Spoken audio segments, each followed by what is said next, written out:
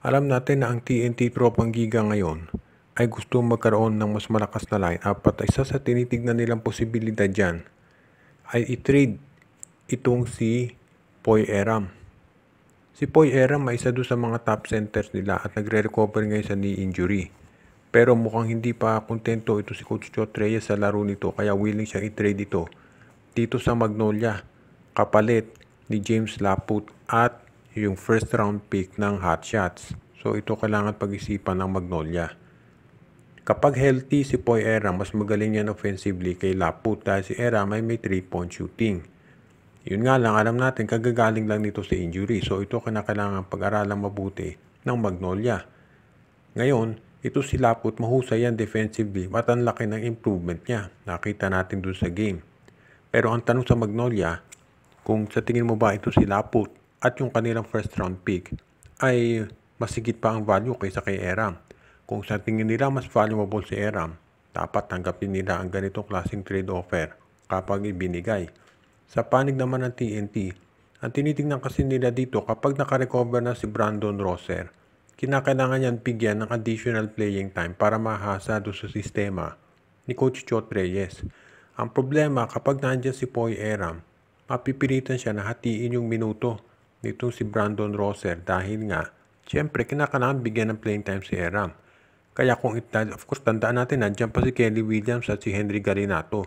So kung sobra na sa big man ng TNT, malamang ang gagawin nila ay i-trade na nga itong si Eram dito para kay Laput. Si Laput pwede pa yan na kahit konti playing time dahil rookie pa lamang.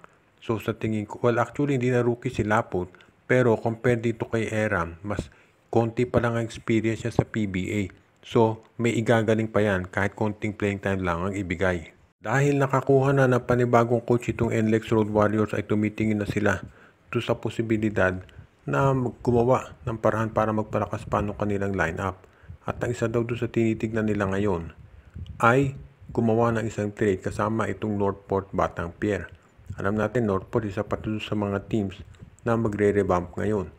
At ang isa daw sa tinitignan ng NLEX, willing sila na i-offer yung kanilang first round pick na pang number 6 dito sa draft para dito kay William Navarro o di kaya kay Joshua Monson. Sa tingin ko doon sa dalawang nabanggit malamang si Monson ang willing na ibigay nitong Northport Batang Pier. Yun nga lang baka mapaisip din sila dahil in case na itong si Arvin Tolentino mapunta sa Ginebra, mawawalan sila ng scorer dahil malamang mga bench players lang ang ibigay ng Ginebra dyan. If ever baka si Jeremiah Gray makuha ng Northport kapalit nitong si Arvin plus si Stanley Pringle. Pero si Jeremiah Gray nagre-recover pa sa ACL.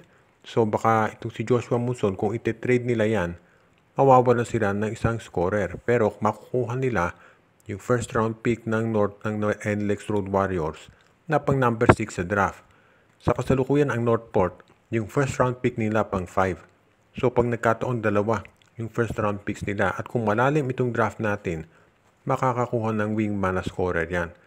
Siguro yung mga big men, katulad nila Kai Balungay, itong si Will Gosum, si Justin Baltasar, of course, mauuna yan, mapupunta yan sa mga top 4 teams. Pero at least ang Northport hindi mapag-iiwanan kung wingman ang kanilang hanap. Plus, matangkad na rin yung kanilang front court na nandyan nga itong si Navarro at itong si Xavier Lucero. Plus, of course, alam natin itong si Cade Flores nandyan din. Kaya sa tingin ko, itong Northport Batang Pier, kinakailangan mo na pag-aralan mabuti itong offer ng NLEX. Dahil sa tingin ko mukhang okay naman. At ang NLEX naman syempre, gusto rin yung offer dahil gusto nila mag-rebuild.